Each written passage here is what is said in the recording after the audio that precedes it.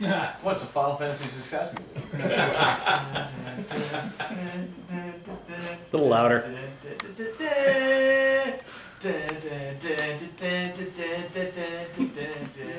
Some food. Good day, YouTube, and welcome to another episode of the Albino Rhino beer review here at Montebello's, not in Lace Tavern, which is why I'm a sweaty motherfucker.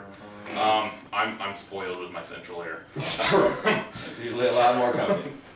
Anyway, we have the cartoon, we have the Reverend, we have the Rhino. We have a beer we've done before. It was the Reverend's like first or second beer review. We are drinking Crazy Canuck tonight, revisiting it from the Great Lakes Brewery in Toronto, well, Etobicoke. Because they want me to re-review this. Etobicoke, Ontario. It's 5.2% alcohol.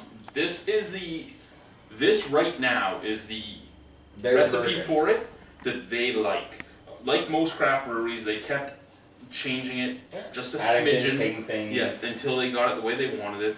I tried this at our Brewery.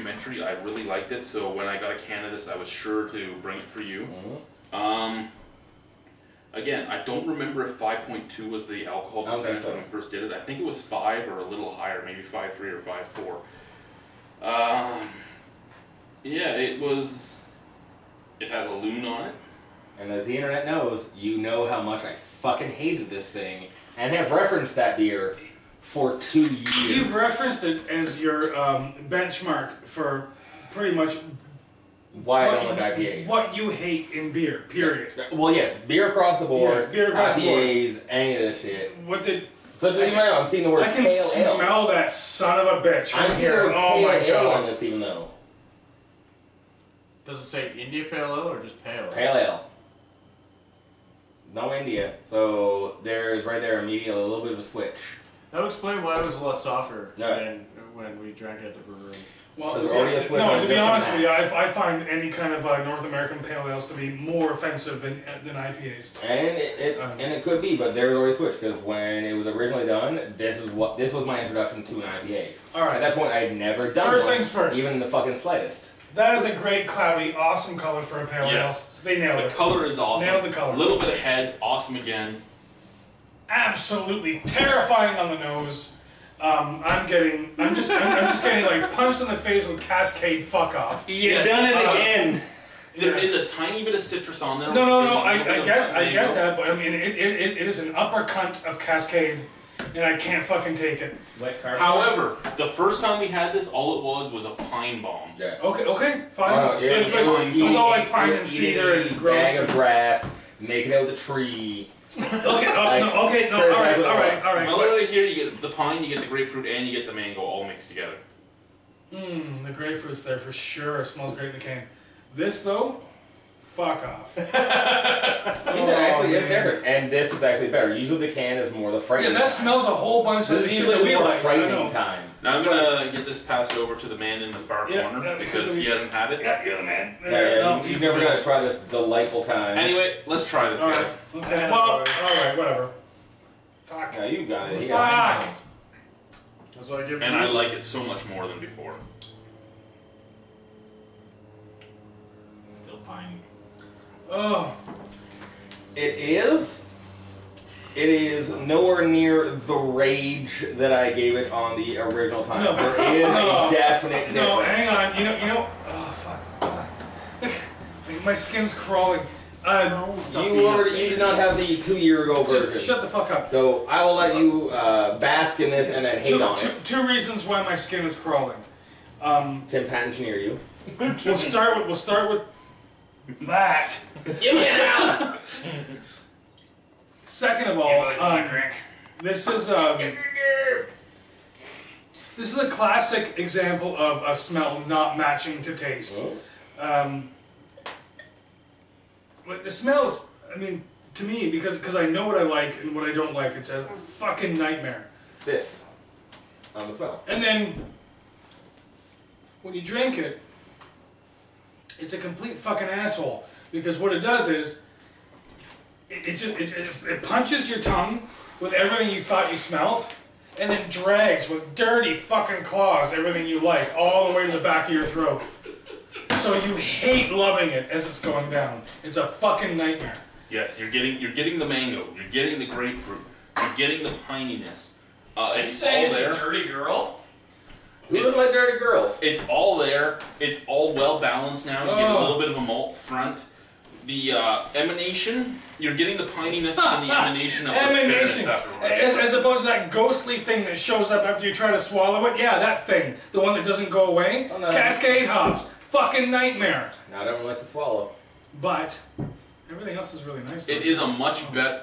I don't know if you agree, but this is a much better It is like I'll give recipe than before. With the switching, I'll give some of it is that I've had to drink way more of these kind of beers, and I drank a lot more beer in that time. Previously, when I first started, it was literally I drank blue, and I also referred to it for a while as a girl drink drunk.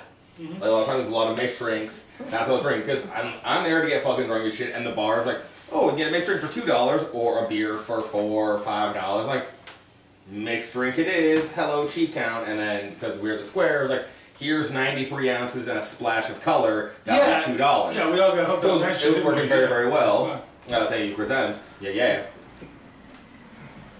But the first one I say, I fucking wanted to die. The first time I had this fucking goddamn shit, it was the worst thing I had ever tasted in my fucking life. And once again, internet, some of you know this. If you're new, you don't know this yet. I've eaten a urinal puck. And this originally was worse than that. And that's a lot to say. Straight up eating poison was a better idea to me than drinking the Crazy Canuck. This version, however, honestly is not bad. It isn't necessarily something that I'm going to pick up and drink multiple times again. But say if I was at House of the Fat, and it was offered to me, like, you know what, fuck it. Alright, I'll drink it. Thanks to the beer. That would be at House of the Fat. I'm not saying that it would be, but, We'd have a good IPA for you. Well, you usually do, and then I steal it, and then you get sad as you traipse down from your beating up 12-year-olds on the internet. I was sad. You were very sad. But what, we give you a beer, we give you a lovely Pabst product. Yes. Which I pawned off on. So what do you guys feel about this beer? First, I'm going to go to the Reverend because he's had the 2-year version of it. I will legitimately give this a 6.75. It is not anywhere near, in my memory of its bullshitness, it is not. Even if they didn't switch it, I think the original was a 1 or a 2. Yeah, no, it was a fucking low ass number, and I was very, very ragey. This is not bad. Even if there wasn't the switch, I think some of it is like down to my palate's crazy refined by any means. Even that version I may not hate as much anymore. But any switch that has happened, it really isn't anywhere near as bad. So I kind of want to hug these dudes a little bit for making it a little bit better. Give them a little squeeze. For making something you had to do. Yeah. And not so bad. Yeah. Oh, that's true. Like there's things like I'll say you lucked out on the coming late to the show, if you will. Good. Because if you would have started around the same time, you probably would have been brought in on having to drink this shit when it was first. Alrighty, so Cartoon. Your final thoughts.